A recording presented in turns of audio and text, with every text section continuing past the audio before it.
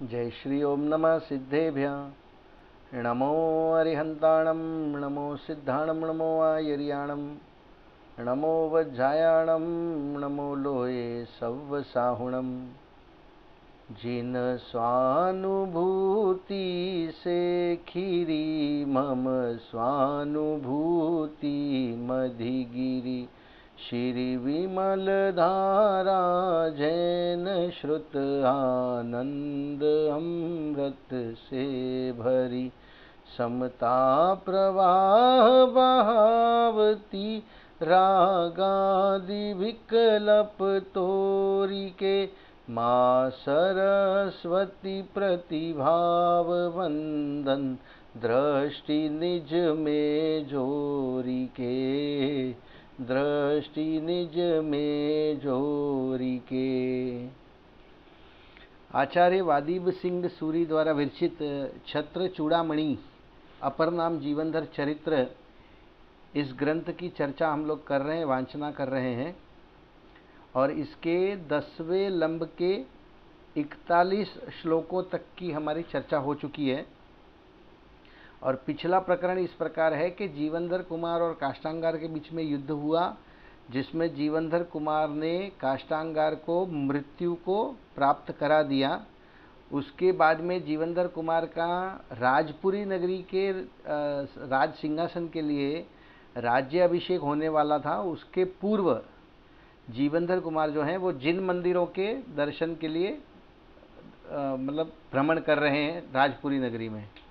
आज अपने को श्लोक नंबर 42 से आगे बात को बढ़ाना है। पेज नंबर 488 पर सुदर्शन यक्ष की कृतज्ञता। ये सुदर्शन यक्ष वो है, जब एक कुत्ता मरणासन्न था तो उसको नवकार मंत्र सुनाया था और उसको नवकार मंत्र सुनाने के प्रभाव से वह कुत्ते का जीव जो है वो यक्ष बना, सुदर्शन नाम का यक्ष बना।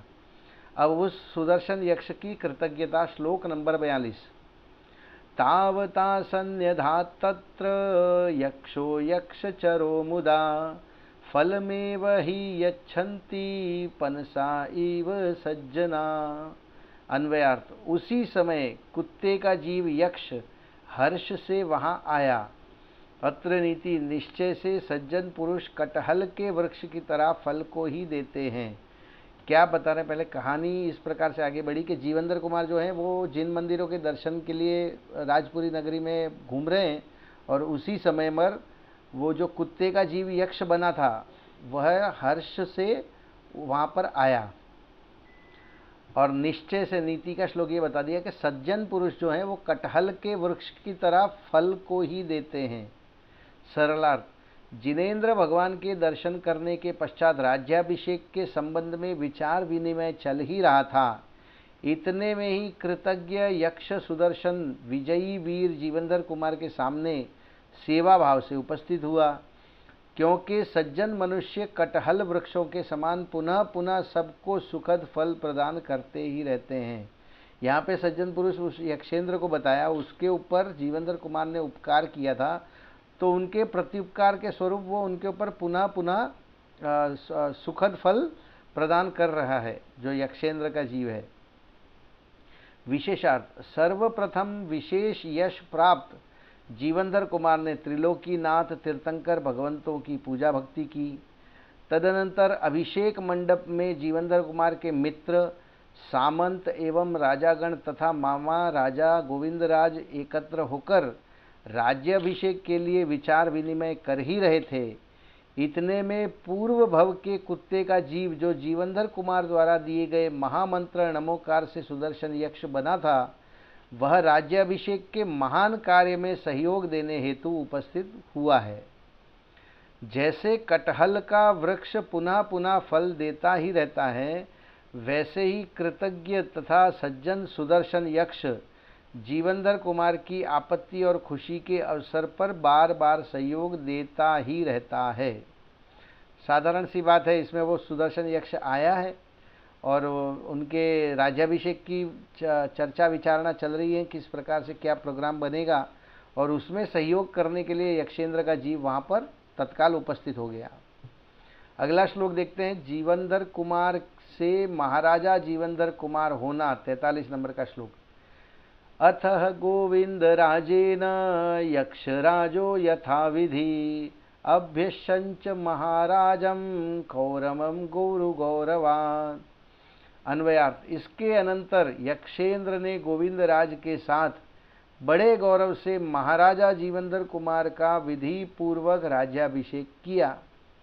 सरलार्थ, विशिष्ट विचार विनिमय और संतोषकारक सब व्यवस्थाएं हो जाने पर रत्नमय सिंहासन पर विराजमान महापुण्यशाली कुरुवंशी महाराजा जीवंधर कुमार का यक्षेंद्र और राजा गोविंदराज आदि महानुभावों ने अत्यंत वैभव के साथ विधि पूर्वक अभिषेक मंडप में राज्याभिषेक किया। जो जीवंधर कुमार जो थे वो अब महाराजा जीवंधर कुमार हो गए, राज्य सिंहासन पर आसीन हो गए, उनका राज्याभिषेक हो गया। विशेषार्थ, समस्त प्रजाजन को अब जीवंधर कुमार राजा बन गए हैं, यह जानकर अतिशय आनंद हुआ। प्रजा ने महान उत्साह पूर्वक उनका स्वागत किया। यहाँ राज्याभिषेक कार्यक्रम अति आवश्यक था, जो यथा समय किया गया। ठीक है ना। पब्लिक मतलब जो जनता जो थी वो भी बहुत खुश हुई राजा जीवंधर कुमार को राजा के रूप में पाकर। यक्षेंद्र का अपने निवास पर गमन, 44 नंबर का श्लोक। अयादा पृच्छय राजेन्द्र यक्षेन्द्रोऽपि स्वामिन न हास्यक्त्या तुषोपाक्षे भानुपद्म विकासने। अन्वयार्थ, यक्षेंद्र भी राजेंद्र से पूछकर अपने स्थान को चला गया। देखिए, आए थे अपनी मर्जी से, जीवंधर कुमार के राज्याभिषेक के मौके पर आए थे, लेकिन अब जब जाना है तो वो राजा बन गए हैं, महाराजा बन गए हैं, तो उनकी आज्ञा लेकर यक्षेंद्र अपने स्थान पर चला गया। अत्र नीति, निश्चय से सूर्य कमलों के प्रफुल्लित होने पर फिर किसी आसक्ति से अपेक्षा नहीं करता है, अर्थात कमलों को खिलाकर फिर उनसे कुछ संबंध नहीं रखता हुआ अस्ताचल की ओर चला जाता है। क्या बता रहे हैं सरलार्थ, देखते हैं हम लोग। उत्साह और आनंद पूर्वक एवं ठाट बाट से जीवंधर कुमार का राज्याभिषेक हो जाने के पश्चात यक्षेंद्र सुदर्शन ने राजाधिराज जीवंधर कुमार से आज्ञा लेकर अपने निवास स्थान को प्रस्थान किया। क्योंकि सूर्य कमलों को खिलाने के बाद उनसे संबंध न रखकर अस्ताचल की ओर प्रस्थान करता है। सूर्य ने कमल को खिलाया तो उसके बदले में उनसे कमलों से उसकी कोई अपेक्षा नहीं होती। वैसे ही यक्षेंद्र भी यहाँ पर राज्याभिषेक के मौके पर आया और उसके ऊपर पिछले भव में जीवंधर कुमार ने उपकार किया था, बस प्रत्युपकार के रूप में वहाँ पे उपस्थित हुआ और राज्याभिषेक में सहयोग किया। उतना करके फिर महाराजा जीवंधर कुमार की आज्ञा लेकर वो वहाँ से अपने स्थान को चला गया। विशेषार्थ, अपना उद्देश्य पूर्ण होने के पश्चात मेहमान को अपने निजी स्थान को जाना ही उचित रहता है। मेहमान का दूसरे घर में अधिक काल पर्यंत अनावश्यक रहना उचित नहीं है। देखिए, ये भी नीति का श्लोक है। मुनिराज अपने को ये समझा रहे हैं। मुनिराज की निश्चल वृत्ति कैसी होती है। एक तो वो जंगलों में निवास करते हैं, कभी आहार के लिए अपने गांव में शहर में आना पड़ भी जाए तो मौन व्रत लेके आते हैं, कुछ बोलते नहीं। अपना आहार का कार्य हो गया, जैसे ही आहार की विधि संपन्न हो जाती है वैसे ही तत्काल वहाँ से निकलकर फिर अपने स्थान को, जंगल में जिस जगह पे थे वहाँ चले जाते हैं।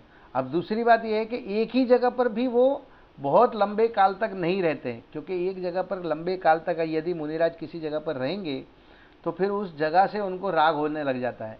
इसलिए राग न उत्पन्न हो, राग टूटता रहे, इसके लिए वो बार बार जंगल में विचरण करते हैं, एक जंगल से दूसरे जंगल को जाते हैं। हाँ, चातुर्मास के समय वो अवश्य एक जगह पर विराजमान होते हैं, लेकिन उसमें भी वो अपनी जगह बदलते रहते हैं, एक ही जगह पर नहीं बैठेंगे, एक ही जंगल में अलग अलग जगहों पर विराजमान हो जाते हैं। इसीलिए ये बता दिया कि ये भी अतिथि है, मेहमान को अतिथि कहते हैं। वास्तव में अतिथि का मतलब है मुनिराज, क्योंकि वो बिना किसी तिथि के कभी भी आपके यहाँ पर आहारचर्या के लिए आ सकते हैं, इसलिए उनको अतिथि कहा गया है। और इसीलिए अपनी परंपरा है अतिथि देवो भव। मुनिराज अपने देव हैं, अतिथि अपने देव हैं। वैसे ही मेहमान को दूसरे के घर में अधिक काल पर्यंत अनावश्यक रहना उचित नहीं है।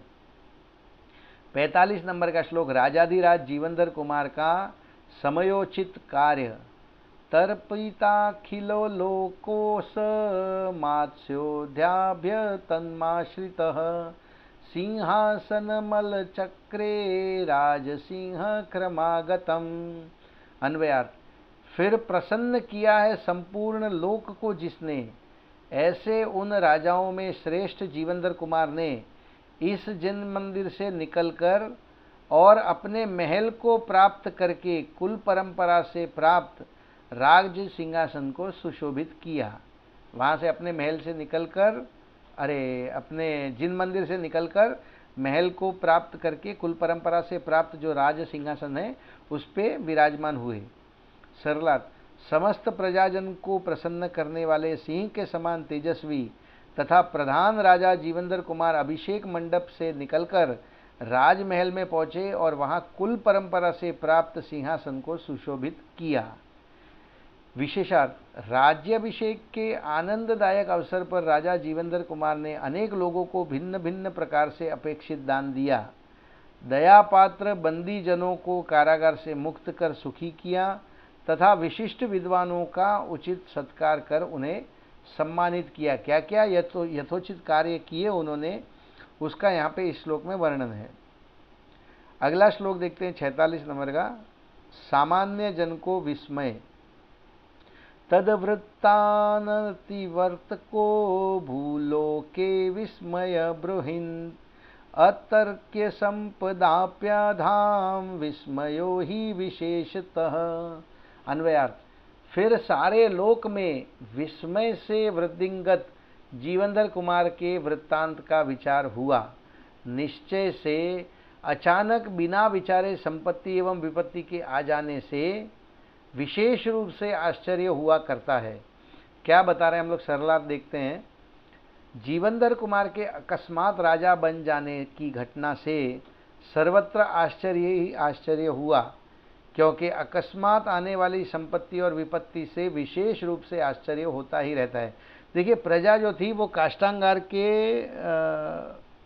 काष्टांगार से बहुत परेशान हो चुकी थी। उसके जो भी वो करता था, उनके ऊपर टैक्स वगैरह लगाया या उनके ऊपर शोषण करता था, उससे प्रजा जो थी वो बहुत दुखी थी। अब काष्टांगार की मृत्यु हो जाने के पश्चात जीवनधर कुमार के राजा बन जाने से लोगों को बहुत आश्चर्य हुआ और सुखपूर्वक आश्चर्य हुआ।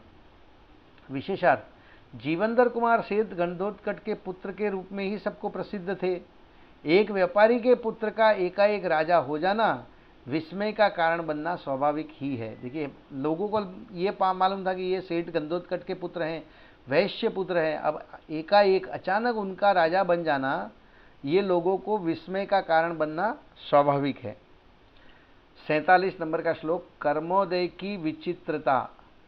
क्व पूज्यम राजपुत्रत्वं प्रेतावासे क्वता जनी क्व वा राज्य पुनः प्राप्ति रहो कर्म विचित्रता। अन्वयार्थ, कहाँ तो पूज्य राजपुत्र पना और कहाँ उनका स्मशान भूमि में जन्म लेना तथा कहाँ फिर से राज्य का मिल जाना। देखिए, कर्मों की ऐसी विचित्रता बता रहे हैं। गर्भ में आए तब वो राजा सत्येंद्र के पुत्र और रानी विजया के गर्भ में राज्य में विराजमान थे। रानी विजया जो थी वो राजमहल में थी और वहाँ से उनका राजकुमार होना एकदम निश्चित था। मगर उनका जन्म कहाँ, स्मशान भूमि में हुआ। अब कहाँ स्मशान भूमि में जन्मे उस पुत्र का, उस बालक का सेठ गंधोत्कच के पास जाना, फिर वहाँ से लालन पोषण होकर बड़ा होना और अब फिर से राजपुरी नगरी के राजा बनना, मतलब कैसा सर्कल पूरा घूम गया है। अत्र नीति अहो, कर्मों की विचित्रता आश्चर्यजनक है। सरलार्थ, कहाँ तो बालक जीवनधर कुमार का आदरणीय राजपुत्रत्व और कहाँ स्मशान भूमि में जन्म लेना तथा कहाँ सामान्य वैश्य पुत्र को राज्य पद की प्राप्ति होना। वास्तव में देखा जाए तो पूर्वबद्ध कर्म के उदय से जीवन में महाविविधता उत्पन्न होती रहती है। विशेषार्थ, यहाँ तो हम जीवनधर कुमार के जीवन की विचित्रता जान रहे हैं। वास्तव में देखा जाए तो हर एक जीव के जीवन में कर्मोदय के निमित्त से नाना प्रकार की विचित्रताएं देखने में आती है। आपके मेरे सबके साथ में ऐसा होता है, अचानक ही जीवन में कुछ ऐसा बदलाव आ जाता है कि जो हमको बहुत आश्चर्यकारी लग जाती है। ज्ञानी जीव ऐसे अद्भुत वस्तु स्वरूप को देखकर वैराग्य भावना भाते हैं अथवा अनादि अनंत एक रूप रहने वाले निज भगवान आत्मा का ही श्रद्धान करते हैं। यहाँ पे हमको प्रेरणा दे दी गई है कि कर्मों की विचित्रता से विचलित नहीं होना। कभी पुण्य का उदय होगा तो सारी अनुकूल वस्तुएं अपने को मिलती जाएंगी, और पाप का उदय होगा तो सारी अनुकूल वस्तुएं अपने से दूर होती जाएगी और प्रतिकूल वस्तुएं या अपने को दुख तकलीफें आती जाएंगी। इन सब को जानकर देखकर, वस्तु स्वरूप को देखकर वैराग्य भावना आनी चाहिए, वैराग्य भावना भानी चाहिए। और अनादि अनंत निज एक रूप रहने वाले, देखिए पर्याय हर समय बदलती हैं। आज सुख है तो कल दुख होगा, कल दुख है तो परसों फिर सुख होगा। ये पर्याय हमेशा बदलती रहती हैं। इसीलिए अनादि अनंत एक रूप रहने वाले निज भगवान आत्मा की ही श्रद्धा करते रहना चाहिए। ऐसी प्रेरणा यहाँ पे आचार्य वादीप सिंह सूरी हमको दे रहे हैं। 48 नंबर का श्लोक, सांसारिक सुख दुख के मूल कारण। पुण्य पापा धृते नान्यत् सके दुखे च कारणम तंतवो ही लुतायाः कूपपात निरोधिनः। अन्वयार्थ, निश्चय से पुण्य और पाप के बिना और कोई भी वस्तु सुख और दुख में कारण नहीं है। जैसे पाप का उदय होने से मकड़ी के जाले के छोटे छोटे तंतु कूप में गिरने से रोकने वाले नहीं होते। क्या बता रहे हैं? सरला, जैसे मकड़ी के जाल के तंतु कुएं में गिरते हुए प्राणी को नहीं बचा सकते।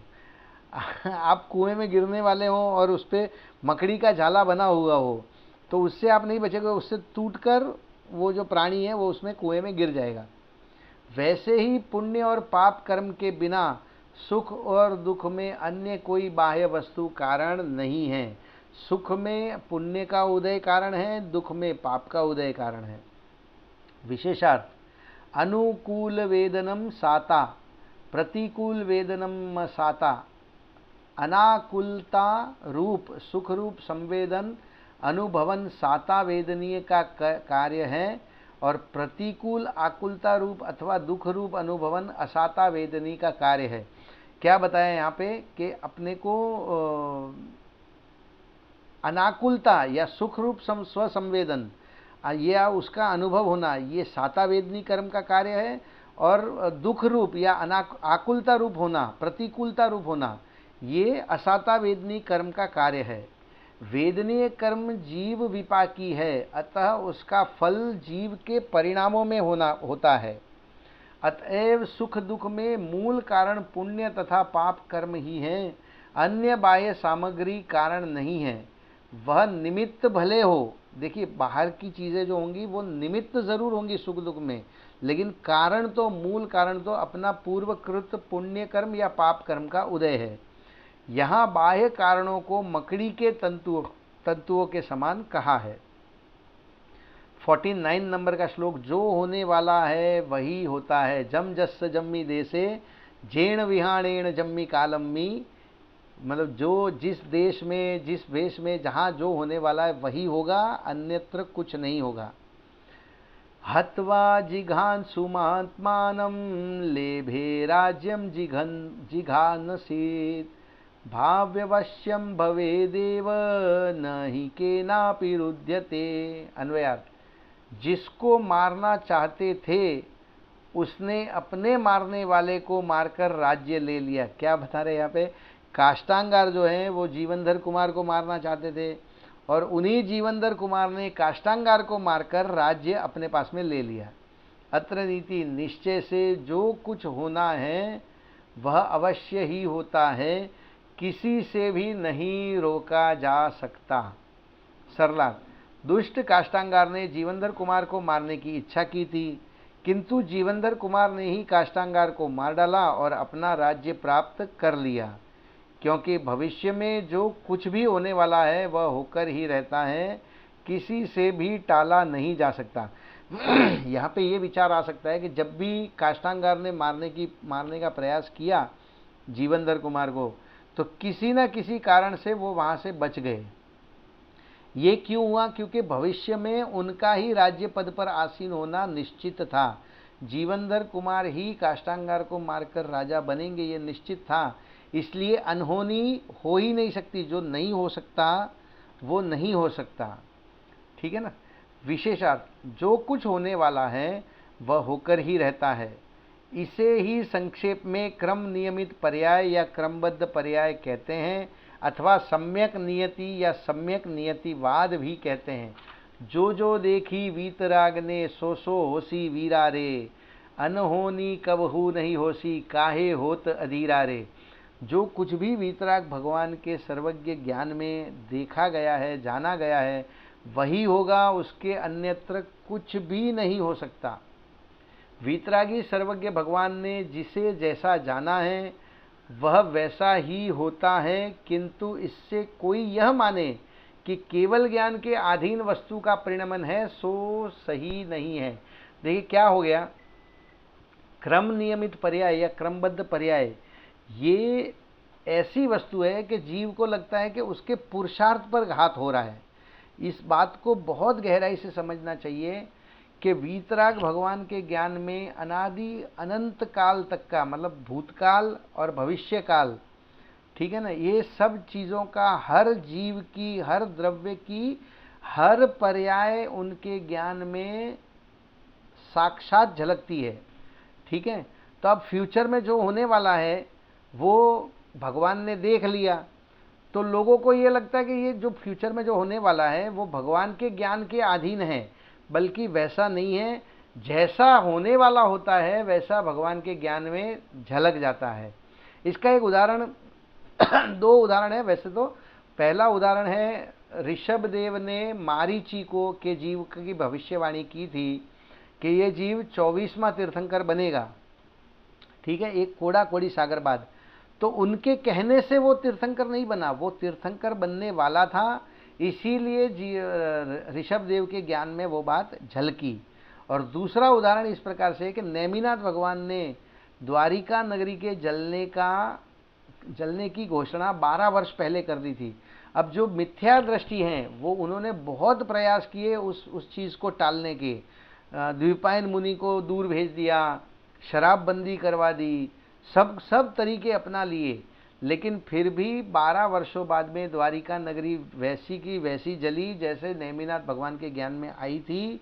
यहाँ पे ये सुनिश्चित कर लेना चाहिए या ये समझ लेना चाहिए कि जैसा भगवान ने जाना है वैसा हुआ है, ना कि जैसा भगवान ने कहा है या जैसा भगवान चाहते हैं वैसा हो रहा है।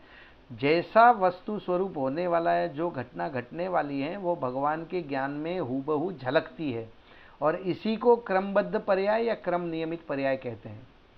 वीतरागी सर्वज्ञ भगवान ने जिसे जैसा जाना है वह वैसा ही होता है, किंतु इससे कोई यह माने कि केवल ज्ञान के अधीन वस्तु का परिणमन है।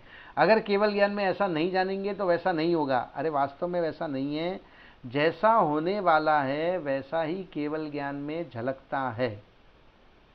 सही बात तो यह है कि जीवादि 6 द्रव्यों का परिणमन अपने स्वभाव से ही सुनिश्चित है, उसे केवली भगवान अपने केवल ज्ञान से मात्र जानते ही हैं।